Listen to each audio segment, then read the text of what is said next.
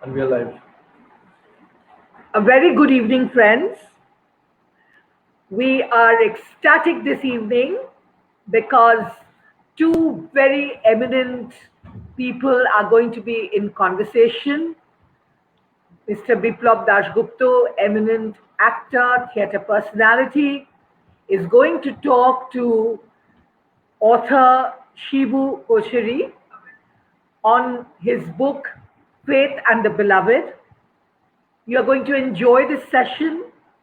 Biplab Dasgupta has many interesting questions for the author on the book. So we are really looking forward to an enthralling session. So before I hand over to Biplab Da, let me quickly introduce the two speakers this evening. Biplab Dasgupta, an actor, writer, and director, is the Dean of Faculty in George Telegraph Film and Television Institute, communication consultant of an IT company called Ascendion. He has directed several documentary films for UNICEF, State Bank, Care India, British Oxygen, NABARD, etc. He has acted in award-winning Bengali films such as Gunami, Mayurokhi, Kahini, and has also acted in 3 international films. Biplab Dasgupta visited California as a cultural delegate of Rotary International. Thank you so much, Biplab Da, for being here this evening. As always, we look forward to your session with Shivu Kocheri. Kocheri C. Shivu, the best-selling and award-winning author of Men and Dreams in the Dhaluadhar, graduated from the prestigious National Defence Academy in 1981. He has served in the Indian Navy and commanded 2 warships. Post his retirement, he has executed hydroelectric projects in the Kaveri River Basin in Karnataka, Beas River Basin in Himachal, and Teesta River Basin in Sikkim. He holds a postgraduate degree in Defence Studies from Chennai University and an MA in English Literature from Pune University. Shivu has changed track from the snow-clad mountains to the blue oceans and has been associated with the setting up of a shipping company in India. Faith and the Beloved is his second book. Many of the characters in the novel are inspired from those whom he has encountered during his extensive travel. Kocheri C. Shivu was born in Kochi, Kangarpadi, and now lives in Bangalore with his wife and daughter. Thank you, Shivu, for being here. And I'm absolutely confident that the audience and the viewers are going to have a rollicking evening hearing the two of you in conversation. Thank you. Over to you, Biplab Da. Thank you so much, Mona. Thank you so much, Mona.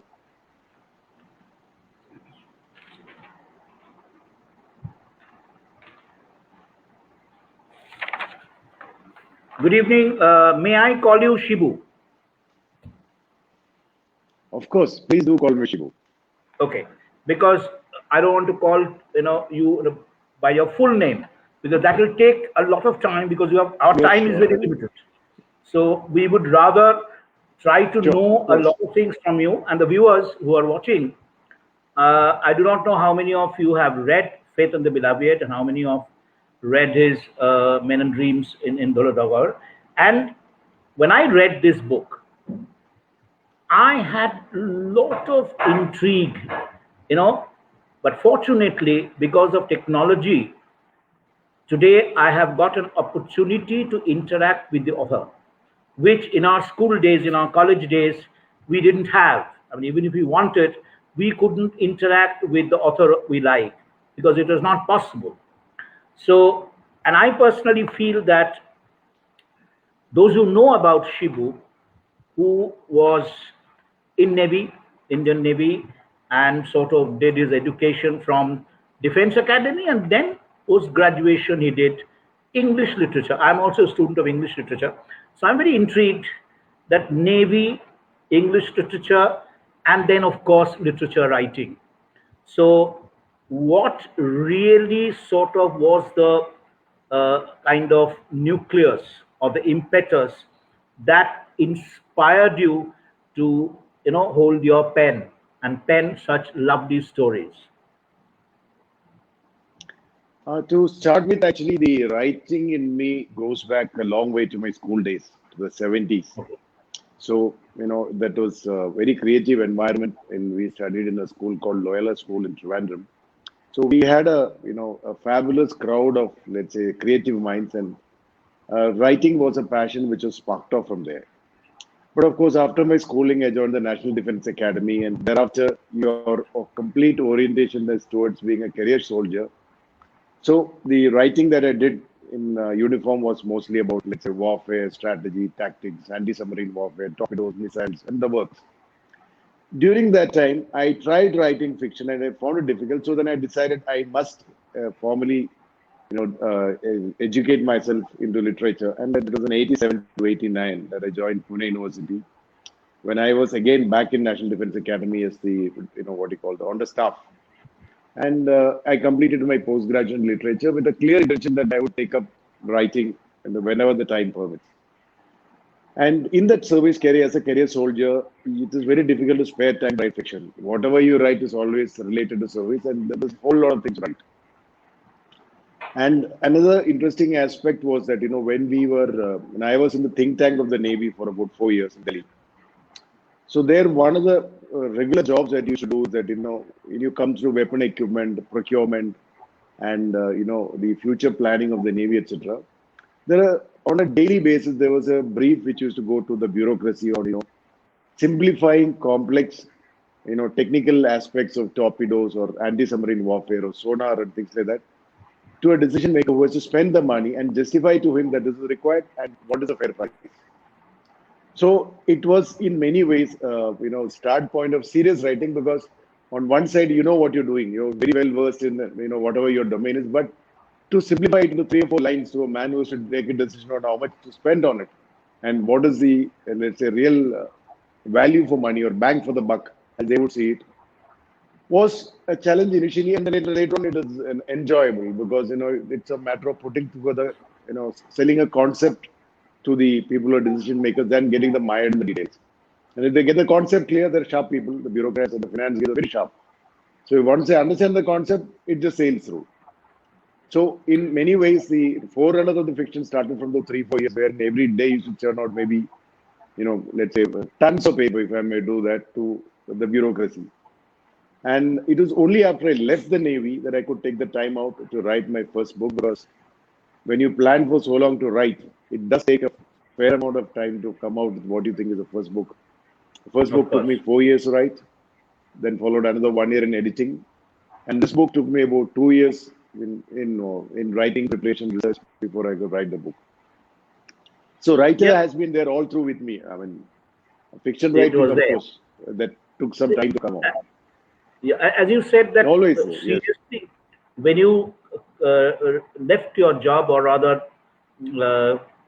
came out of the job, then you had time to sort of do research and come out with serious writing. But I would like to, the thing that is very intriguing to me, that in English literature, there are so many ages, like if start from the Anglo-Saxon to medieval to Jacobean, Elizabethan, Restoration, Augustan, Romantic, Victorian, Modern. And each, when we studied, we found that every author, every poet, every novelist, every playwright used to react to the socio-economic, cultural background of that particular period. And like Industrial Revolution affected the poets, John Keats, Wordsworth, they sought refuge in nature and wrote romantic poems. Now, in your case, when you started thinking about a plot, see, as we know that the word author in Latin is author, means suffering. So how much agony was there in your mind, which you wanted to sort of have a catharsis, and you wanted to sort of share with the readers, creating a kind of plot, how do you sort of, how did you sort of decide on the plot in these two books?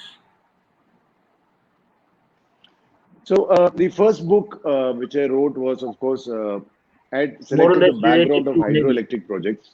Yeah, No, the engineering, first book was not related to Navy. It was towards engineering hydroelectric. and hydroelectric projects because I left the Navy and yeah, for about 12 years I was executing hydroelectric projects, which was completely different Yes. from what I did before, but very challenging.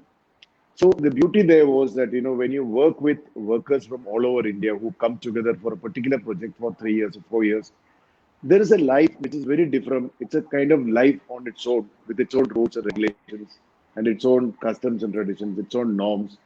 And what I will say is, you know, extraordinary life of ordinary people who execute such miraculous projects, which you only get to see. You never get to see, get to see the story of those people who worked on it and their challenges, and you know what risks they have taken, etc. So the first book, because I worked in that sector, I thought that story must be told. So the first book was set in the background of a hydroelectric project, where I've really gone out to the details of research in the life of the most ordinary worker in that kind of environment. Possibly, I think it's only one of its kind book, to my knowledge, which where someone has gone into in Indian context or the subcontinent context.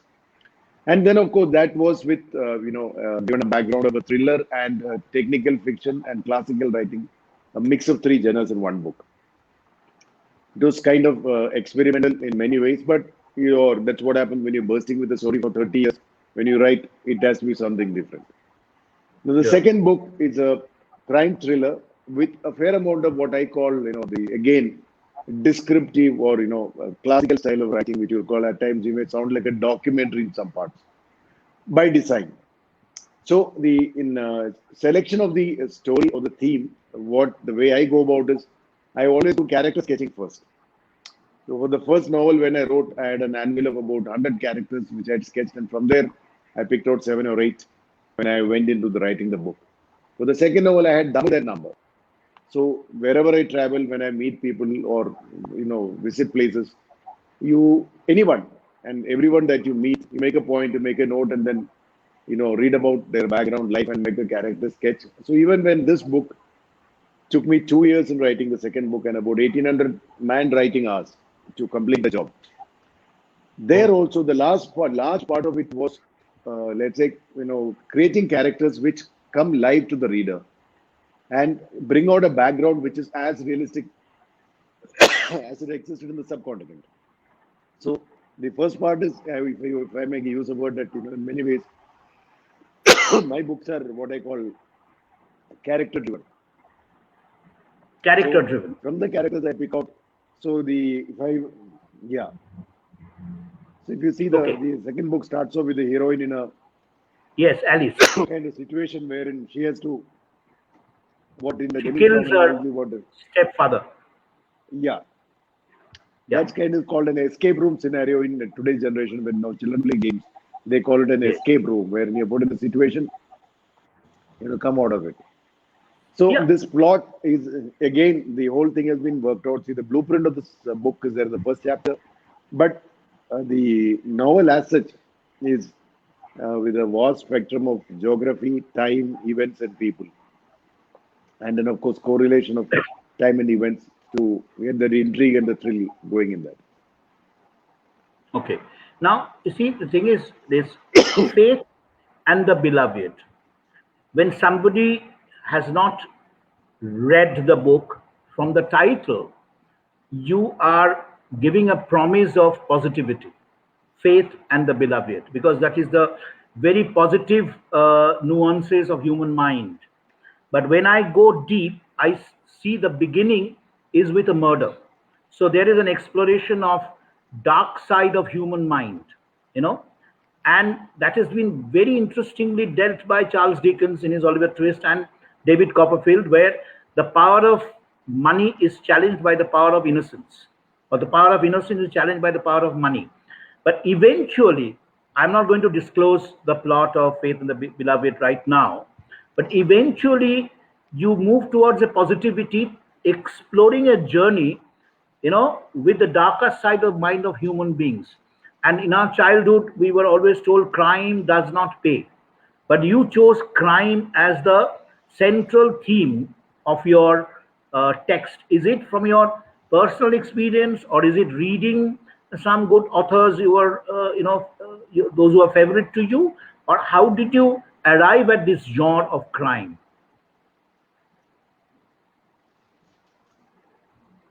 Okay, the first part is, I have stopped reading fiction in 2009 when I started writing. So Acha. that was a very, very, very firm decision that when I start writing, I will not be influenced by anything that I read. And I have Hmm. not read any fictions from 2009. Now it's almost 12 years when I Okay. started. No, so that was deliberately with an intention that you develop a style which is completely individualistic and seen as so. So that was a deliberate choice. The second part is now the whole concept of behavior of individuals is a reflection of his or her value system. And the value system of individuals in, let's say, in the society comes from its family, society, religion, schooling, four main parameters which play an important role in what I call shaping the value system of an individual, be it a he or a her, in a formative years, which is in the first 12 years or 13 years. So the whole concept of value system in a society, in a changing society, and specifically this had come to me when I studied LTT. We had come across LTT problems as men who were serving in uniform. So that war went on for 3 decades. So they had convinced the people who were working for them that it is better to give up your life for the cause than living.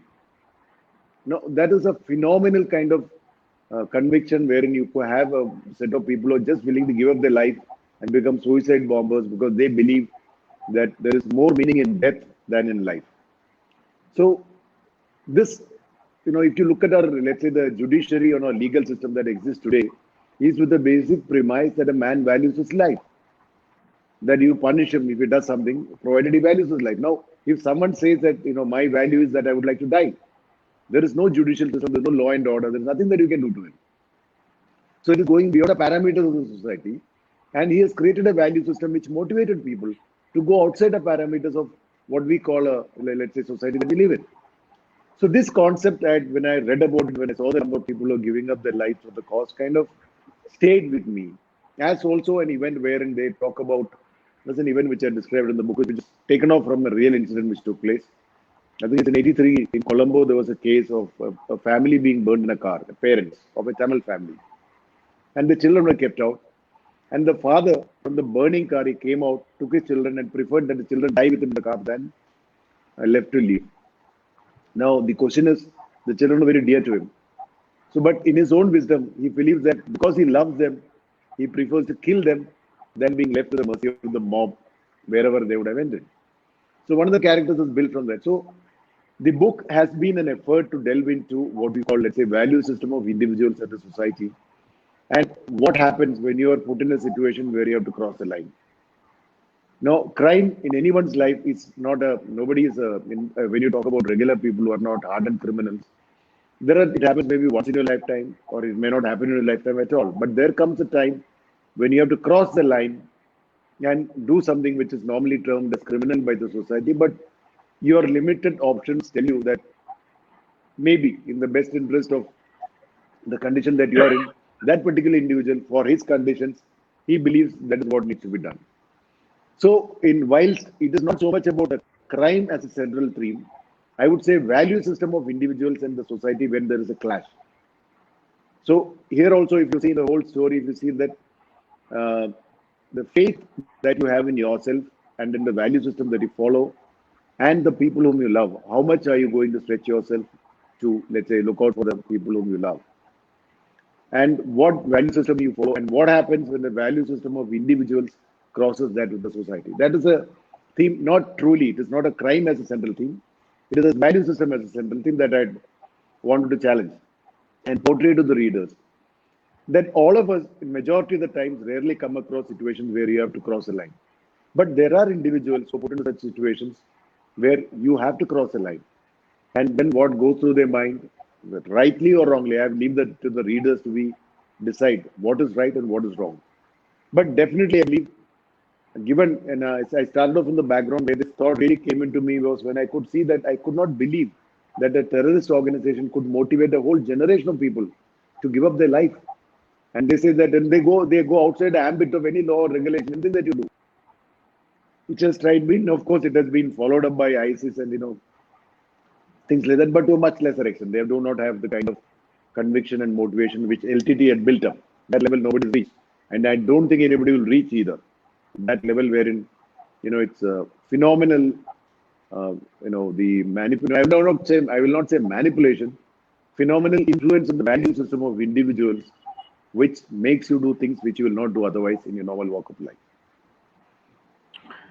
Yes, you're talking about these terrorist organizations. They are brainwashing so many young minds, but that is a very organized way of doing a job. But in your case, where Orun, Prem, Alice, all these people, they are very individuals with their own value system. As you said, that sometimes the value system, prompts you to cross the line. But do you think this, in case of Alice, in case of Prem and Orun, if there is another person of a different psyche who has been brought up with a different values, would have reacted in a different way? Like Alice killed her stepfather. That is definitely. Yeah. Yeah. Yes. That's what I'm saying. Now the whole question. Yeah, because I personally feel that crime is not really 200% genetic. There is sometimes you become victims of circumstances. For example, I do not know, you have not heard about this true story in Bengal. A 12-year-old boy, Shajol Barui, he killed his father, stepmother, and elder brother with the help of 3 of his friends. So he had the power and intelligence to convince the other 3 friends to join in the murder. And when he was punished, but the judge said that if his intelligence, he was a fantastic painter, he was a poet, and the judge said if his energy, if his intelligence, if his intellect would have been channelized in a different way, he perhaps would have been a very high level creative person, but it was not channelized. So do you think this Alice, Orun and Prem, if they got an opportunity to sort of channelize their energy or other criminal instinct in a different way, they would not have committed this crime? Possibly. I mean, that is definitely a point of view that I respect. Yeah. What you're saying is definitely a good point of view.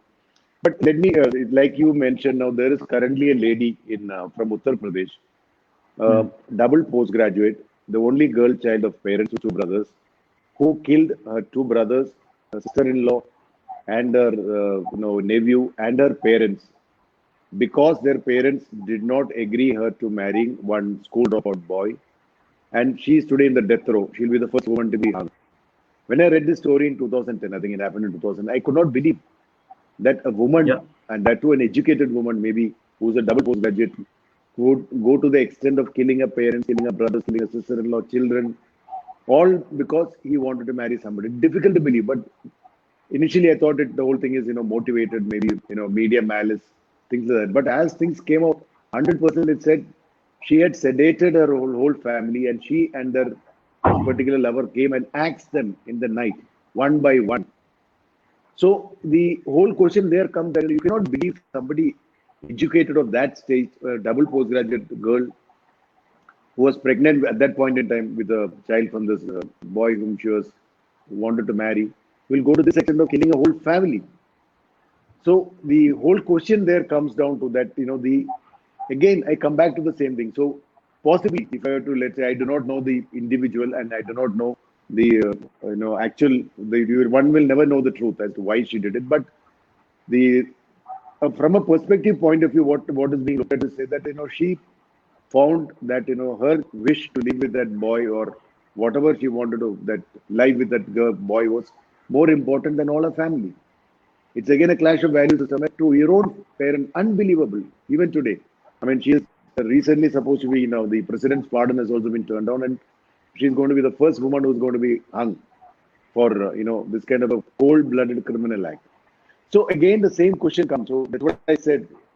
Let's say when you talked about Arun and Prem, they're also victims of the, let's say, the caste system, which is kind of bane of Yes. India's, let's say, the Yes. Hindi art. Yes, that's what I was coming to. Yeah.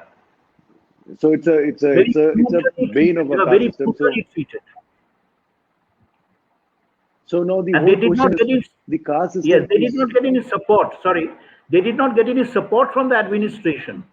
So which sort of left a lot of angst in their mind.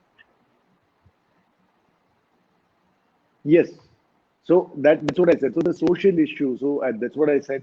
The behavior of the individual is a reflection of all those parameters: family, society, your religion, and your education. So all four put together. So when your social system is like into one extreme, when it goes beyond a certain limit, you cannot expect individual to play by the rule book. So there are a lot of things that have been deliberately done again, because that has been a deliberate effort to bring out the kind of problems that are caused by and how much it actually affects people. Even if it's like saying that, when it's 3 generations down the line, the system is so ruthless, you cannot get out. So it is also to kind of sensitize our today's generation about, let's say, efforts of Dr. Ambedkar and that, Janevu Andolan, which took place in the 1930s, wherein people said, why should only one set of people wear the Janevu? We should also wear. No, there was a kind of, there was a point when Dr. Ambedkar even fell out with Gandhiji for some time on this issue of the caste issues. Yes. But of course, Gandhiji prevailed upon him and he came back to the fold. So this issue, which even today in the 21st century, in the police lines of Bihar police line, they still have 3 or 4 separate cook houses for separate people. They work together, but they dine separately. So if that is the state of the police, then what do you expect the things to be in the village? So this was also a deliberate effort to again highlight the issue of unless we educate our people and unless we reform the crude and the mentality of people, we cannot get people out of the morass that they are in. So this was again part as to how the society also plays up, which I think you have correctly pointed out, how the society also plays into the individuals who are given the situations. And second part of it is that when a criminal comes into a setup, which is what the story is about, and plays havoc with, let's say, whether it's a Matahari or a male Matahari, when that kind of even happens, then there are times when the individual is left with no choice. When you get to know that here is a, let's say, devil in sheep's clothing, there are times when you have to cross the line. So that's why again I said, what you said, whilst I agree with you a lot of the things that you said, I have not been trying to be judgmental in my writing. I leave that to the readers. So one effort that I do is all the major characters will have a detailed past, and by which a reader can decide for themselves whether this character is grey, black, or white. I leave the judgment to them. But yes, I say when you talk about undervaluable society. True.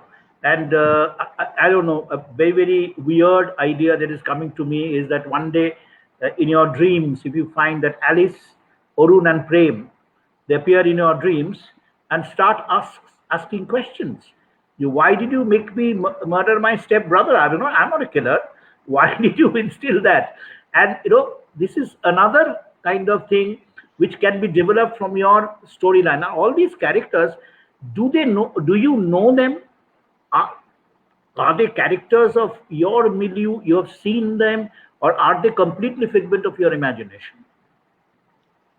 All these characters that they're all created. None of them are they're not a lift off or inspired from anybody whom I know personally. All these 4, but a lot of them are lifted off from. That's why I told you the story in Colombo, which I read, which stayed with me. So one story started like that, and about a caste system. When you take there's so many things that you read about the problems and the amount of the bane of the caste system and the amount of problems. It's on a daily basis. You read newspaper, it's almost every week it's there. One killing, one murder in the name of caste system. And it has been going on for decades. So there are a lot of incidents from the newspapers, from the the media, or from the let's say publications that I've read. But none of this is based or inspired on any direct individual who has existed. They were all created. They're all created. The characters in that. And I'll come to the structure a little later, about your structure of the novel, which I find very, very fascinating. But what I want to ask is that all these, there's so many characters. There is Prakash, there is Nakhi, there is Alice, there is Prem, there is Arun. Do you empathize with any of these characters, and you feel sorry for that character, or you feel that if I would have got an opportunity to, have an interaction with this character, I would have channelized him or her in a different way? Since you said that it's is a very interesting question. That's a very no. It is a very interesting perspective. But let me put it like this. When you write the novel, I do accept there are many readers that told me that number of characters are a little too many for some of the readers to handle. That you have to keep track of 7 or 8 characters. It's not easy for them. But having said that, so when you develop a plot which is of this type, because when I started developing the plot, let's say the first chapter has got actually the blueprint of the book, more or less, for a discerning reader. And if the reader is not smart enough, then he or she will have to come back to the first chapter to see where the clue has gone, why they missed out. Absolutely, So absolutely. So the challenge was that when I do not really claim that I had one full plot completely laid out and then started writing. So I had a blueprint which was in the first chapter. Then there was a lot of time, space, and events correlation which takes a lot of kind of one is research, and second is what I call time, space, event coordination, so that your story runs without contradicting either in terms of time or in space as you jump forth and back. So the stories have been developed, and that's I said each of the character I have spent a fair amount of time researching his or her background, giving a kind of descriptive or documentary kind of background, which normally is not part of a traditional thriller genre. Thriller does not get so much into background of individuals. This is more like a classical style of writing, but I prefer to do that because when you create a character, you have to create a character, define him or her the way he or she is. Then that the character moves through the book, and there is a certain transition which takes place, or catharsis which takes place through let's say, the development of the book from beginning to the end. So the effort has been to give, again, I said, to have characters which are live, and a lot of research has gone into it, a lot of research to make sure that when you talk about, and then link to actual events, LTT, LTT operations, your 2611, your demonetization, or various events which have happened in a subcontinent.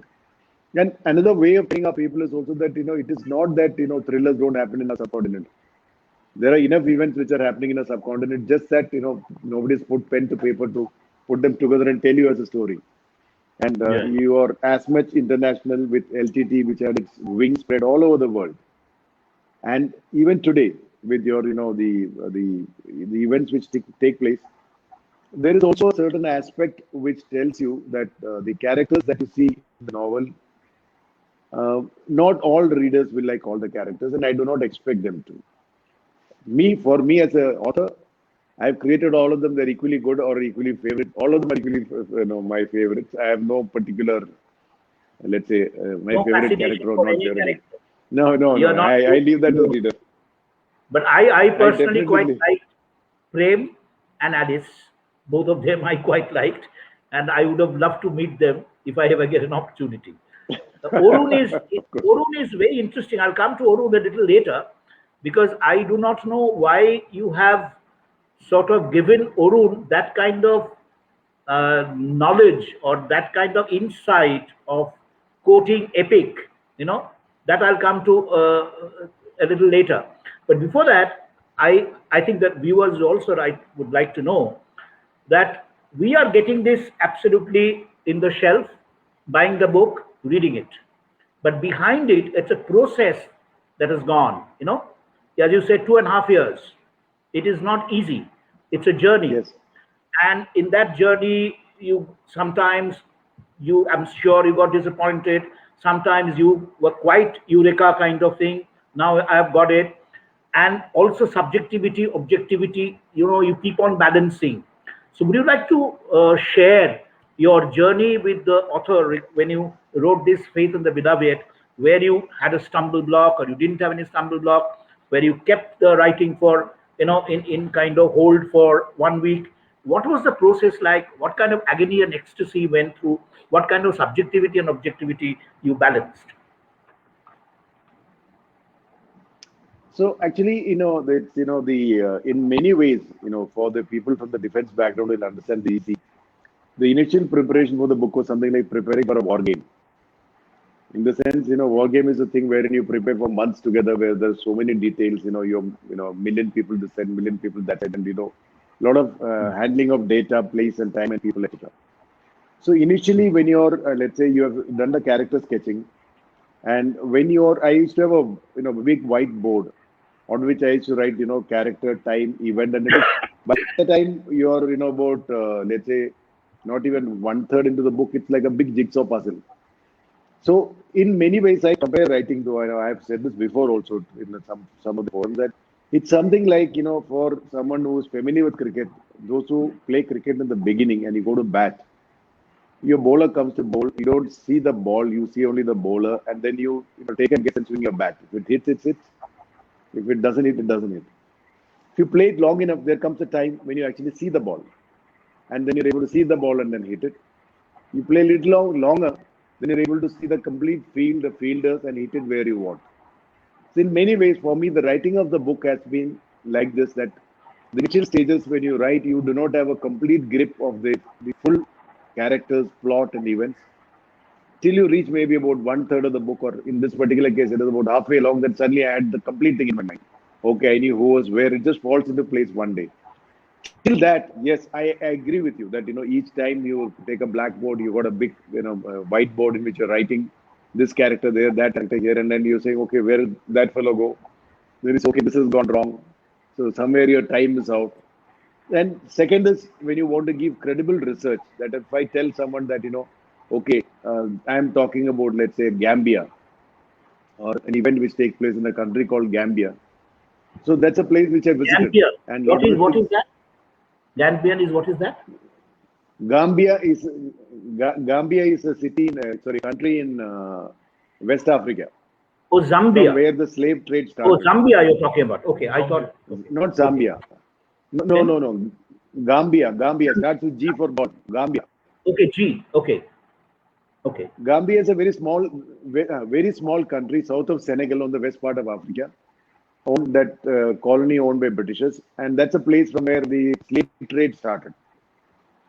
So I had traveled to that place as part of my work, and talked to some of the people. And when you hear the stories, and you see the place, they have a memorial there where how the slaves used to be captured and kept, and how they used to be shipped in the boat. When you read about it, you almost kind of fall apart. The kind of that they cannot believe that human beings could do this to another set of human beings, where they were just herded in like shapes, put into a cage, locked up, and they will throw in water on the floor. They used to pee and poo in the floor, and they would lick off water, to drink, mixed with the urine and crap. And one third of them died. That just those who died were just thrown at sea, and those who lived went to America and then did whatever work they were doing. So when you see such places, that is one of the deliberately that place was brought in deliberately to bring in that aspect of the 200 years of slavery and what kind of injustice has been given to them. And I had met one, let's say, a lady there who during traveling was working with the UN, and who said that they should be compensated. If you have made them work free for you for 200 years, if the America calls it in the respective society, they must compensate them. So that's a different angle which has come into it. So when you write and write with such a watch spectrum, yes, I do agree. There were many points wherein you held back, and then you're pausing for some time to steer the plot. Then you take the events, and there have been many iterations that went through. Of course, towards the end, with the author, with the editor on board, when the editor tells you, okay, this is not okay, that's okay. So it's a fairly iterative process, and very detailed and very, like you said, it's a lonely journey. Nobody else can help you. It's all in your mind.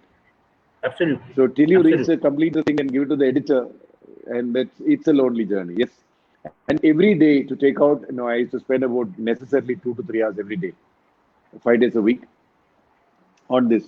So as you progress somewhere about, halfway through the book, till you get it clear in your mind, half the time you go in orienting yourself.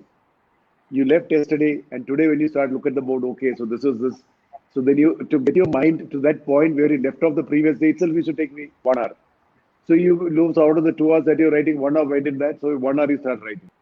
Till you reach that point, like I told you, when you get a grip of the whole thing in your mind, then yes, from there onwards, that your journey becomes a little easier. But otherwise, Yeah. it's a very lonely journey, and nobody can walk the path for you. You got to walk it yourself. In that lonely journey, what was the percentage of despair and joy balancing? Despair, fortunately, no. That No. that word, Okay. okay, but no, despair, no. But what I call is it is not so much a Agony, I would say challenge each time, not agony. challenge. I will call it a challenge. So Yeah. each time that's a military way of looking at things. You find an obstacle, it's a challenge. You don't call it an agony or so you always call it a challenge. So this is one challenge for you. So it does come. So like for example, I was writing about, and then there's a bringing in hacking into this, delving into, let's say, how does somebody become a hacker? How do they go about doing it?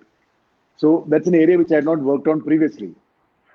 So then it took me for to write that whatever 2-3 pages. It took me about 5-6 months to talk to people, do research, then talk to some actual hackers to know that what Yeah. you're writing is you're able to convey the pulse of what you're writing. So Okay. then one thing like that. So it's just it is not. It's only 2-3 pages in that book, but you want it to be credible. That what you write when someone reads, they should feel that it is as credible as anything else that is written. Or let's say there's a Yeah. talk about the game children play these days. The online games they play and how it is controlled and how it can be manipulated. So a lot of the areas where the research is not easy, where a lot of stretching out happens. Okay. You just a glass of a little bit of water. Yeah. Now, see, the thing is, time is very short. I've got so many things to know from you, learn from you. I'm very, very curious to know that what is the demographics of your readers? Are they young readers or they above 45, 50? What is the major percentage of your readers? Do they call Major you? Do they percentage. so? Many of them speak to me on, let's say that you have interaction on the Instagram. I have a page, so many of them do come up. Yeah. Those who read the book, they ask many queries. So that is okay. So some of them have objected to saying that some of them have taken offense and they're like that there has been to say that unless you read and understand the book, that's one of the challenges which they've told me that if you're it says it's too difficult for a normal individual to digest so much of data and then keep pace with what you've written. Yeah. For that, I have no answer for that. It has to be a discerning reader. I agree that it's not easy for all the readers to keep track of so many characters, events, and keep pace. And second is, many of them were not happy with them. So much of, let's say, details about LTT or demonetization, or let's say the 2611 attacks, which are all built into the background. But the readers go from 18 upwards to any age. That there is Any age. no. I've There is had no kind response of from across the specific. board.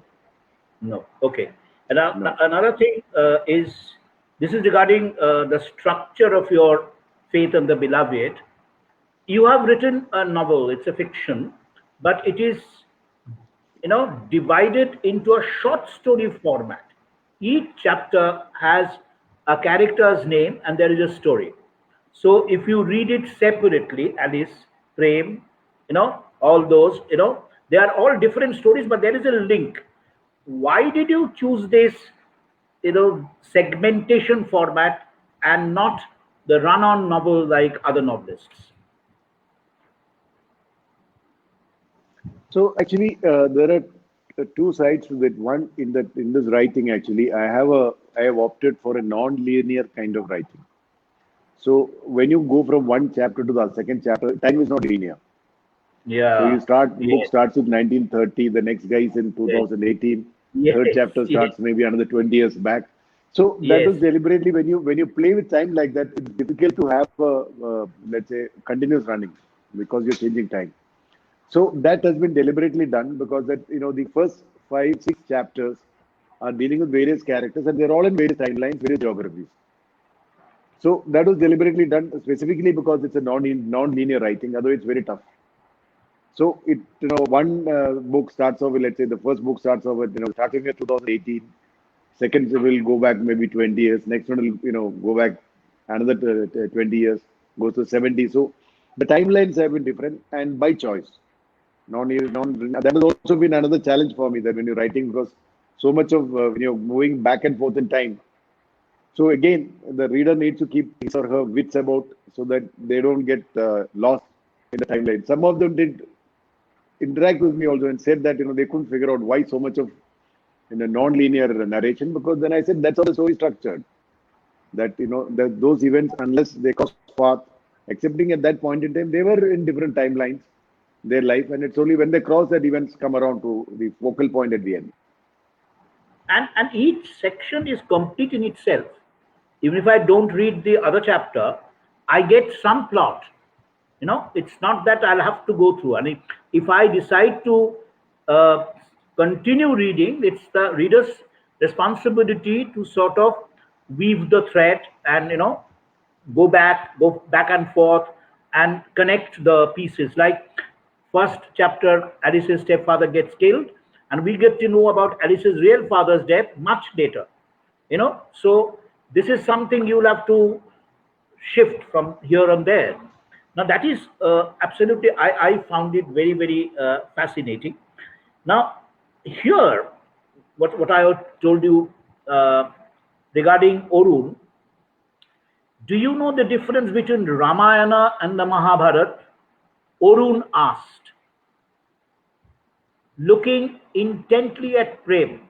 Prem did not respond. He knew his brother would come up with some pearls of wisdom. Ramayana is all about living by the letter of the law. Mahabharata is about living by the spirit of the law. So is this Orun or is this Shibu? First of all, everything in the book is Shibu. that is okay. How much you worked here? So no. So here the what I am saying here is, Arun come from a background. He's a very sharp guy. He had done in his schooling, college. He was a bright star. So he had that very analytical and very well educated bent of mind.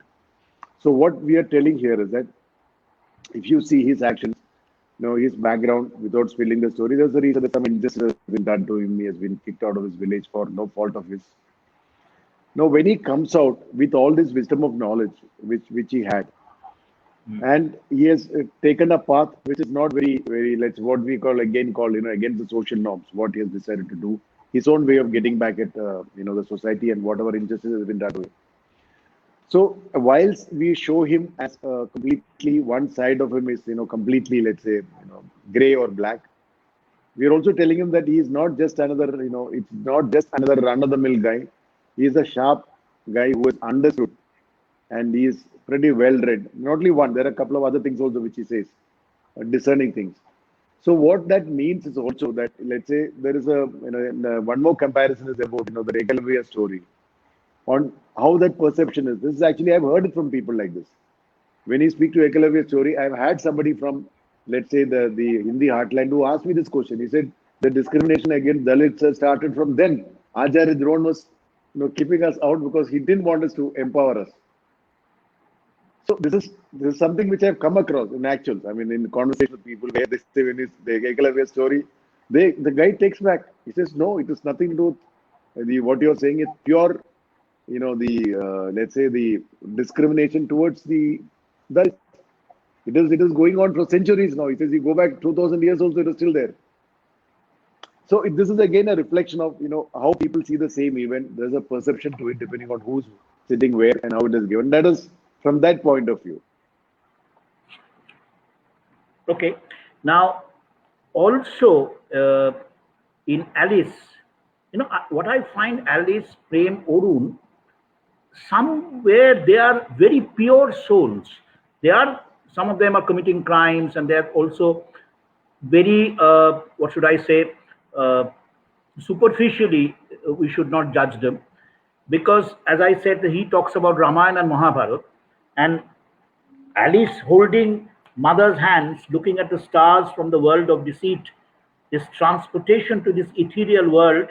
Does it say life at the end of the day has divine quality. I mean, she does it with mother and looks, she asks about her father.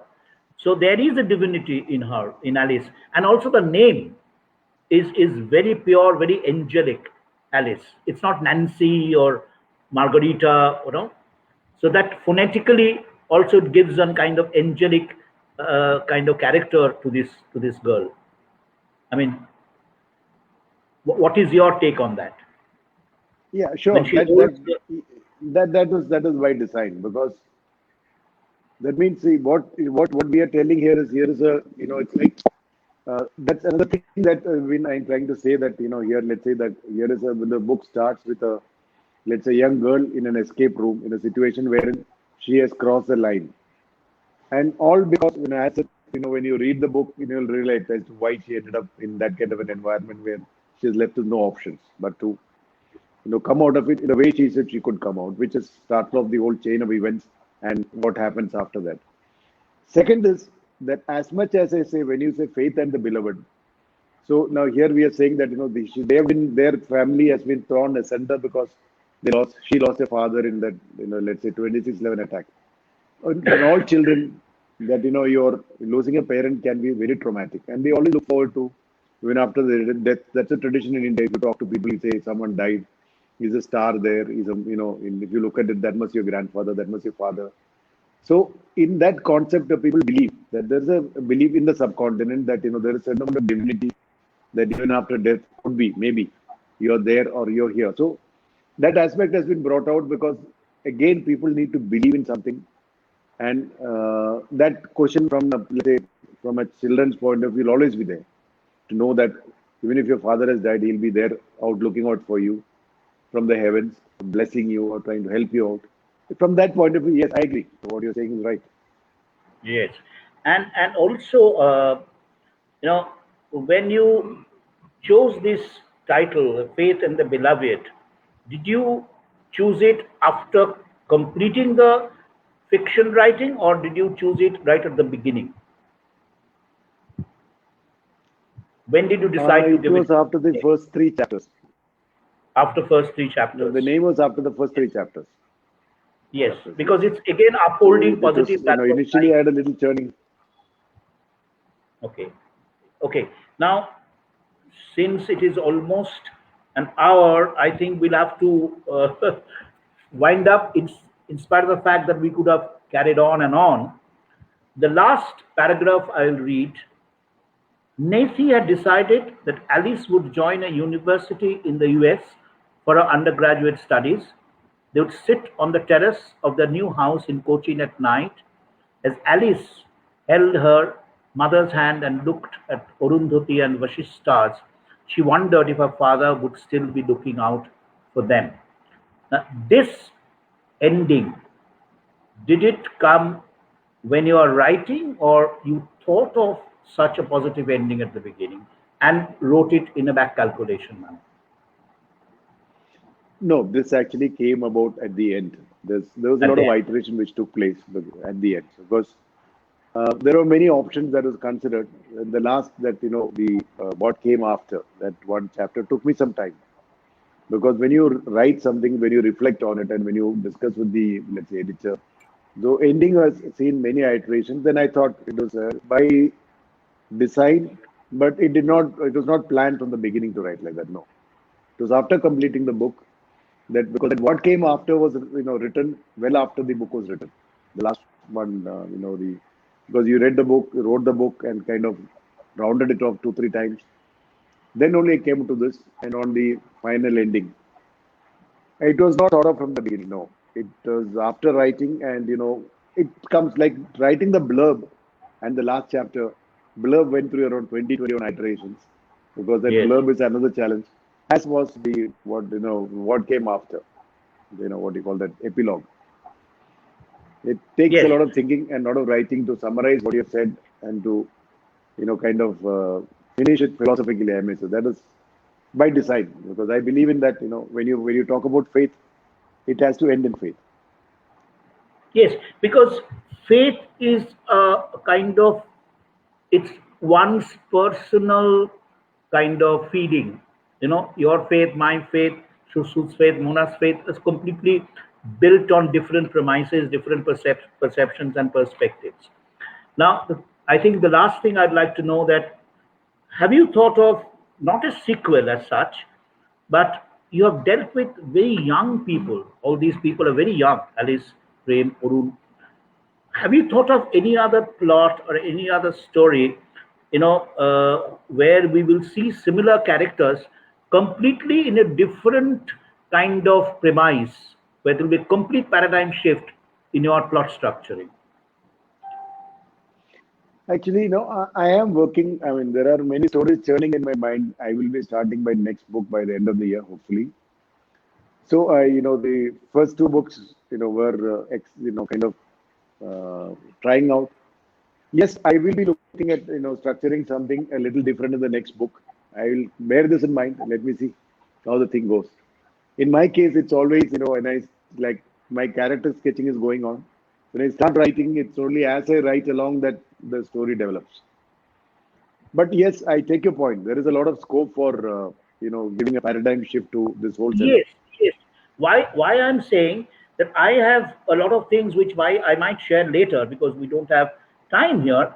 That there is a very positive role of a psychoanalyst of all these characters, who is not there in the book, but that person can one by one, if they go for therapy, a lot of things can be unearthed which is not in the book. I'm thinking as an extension of, this for the discussion, not for writing. Yeah, understood. I understood. Yeah, so that is sure. it. I understood what you're saying. Yeah, of course. Yeah, because I was thinking that if Arun, I don't know why you killed Arun. Why did you kill Arun? Did you have to kill him? So, this was, no, it was not. Like I told you, I have not been judgmental in what. That is basically to bring about a reality in our society. Now, that's a sensitive topic because, let's say, we have adapted a British legal system into a society. Let's say traditionally, if you say the rape is punishable by 7 years. Now, which is, if you see the amount of humiliation that a woman has to go through to fight a rape case, the 7 years for somebody who doesn't care, doesn't matter anything at all. So there has been if you remember the Nirbhaya case which took place, and there was so much of hue and cry about it. So then one does feel that the reality is that if you really want to deal with this kind of rapists, maybe you have to follow the encounter path. You're sure somebody has done it, because the other solution which our legal system and given the challenges, it's so traumatizing for any kind of victim that they would not go through it. So this was to bring out that point, to say that there are times again. So there also what let's say the protagonist, what she has done is she has decided, okay, he has crossed the line, so I will also cross the line in a different way. So the whole question is it's in many ways in life, when you cross a line, it always comes with consequences. So that is from where that has been brought out like that. Yes, and many of these characters have been oppressed. It's not that they are born criminals. It's out of some circumstances they are reacting in that fashion. As you said at the beginning of the session, that it's absolutely one's own situation, how he crosses the line and how he does not cross or she does not cross the line. So that's why I was very, because Arun is talking about Asatthama, Arun is talking about Mahabharata, Arun is talking about Ramayana, and Arun also says a very beautiful line to his brother, that he says that how relevant it's. I'll just read out that Arun says, you must simply study hard. That is the only way to rise in life. That is the only way to rise in life. So he had that positive value in him. He had that knowledge. He had that, understanding of epics, which is a very, very deep-rooted philosophy, both of them. And you killed him. So I'm not happy with that. So I wanted to remain alive for a few more chapters, and some pearls of wisdom we would have got from you. Of So, course, that part I accept, I guess. So yeah, that's the writer's absolutely. challenge. That part I accept. That's the writer's challenge. I do agree because this was a point which I also kind of pondered a long, long time on this particular, this episode where, because you brought up Arun from a certain background with a certain traits, and he has come up like this. Yes, I did face a lot of challenge at that point in writing. That is one of the areas where I did think a lot to know whether you should, like you said, you should go here or should you be there for a few more chapters. But a lot of Yeah, iteration took place. So it is, like I told you, it is written over a period of 2 years. At that point in time, we thought that this is how it should go. But I accept yeah, what you said, because even I had this, when you bring in so much of knowledge in one guy and you just write him off, it absolutely. can burn the hearts of I would, many readers. yeah, I accept that. I absolutely. accept that. Yeah, But that, absolutely. like you said, like you brought out rightly, that's one of those challenges. I didn't call it an agony. It was one of those challenges which I had faced. Yeah, Yes, true. definitely. And your next writing, I would like to see not necessarily a woman, but it can be a man, but preferably a woman psychoanalyst. If you write this kind of things, and there will be kind of, you have departed at places from the story and very given very objective narrative and then came back to the story. So that can be from the point of view of a psychoanalyst. I don't know. This is what I was thinking I will share with you. And thank you very much, Shibu. It was a Sure, wonderful, sure. That's a wonderful good suggestion. kind of discussion we had, and I got to know you much better, and I will know you because I will share mails and we can keep in touch in future.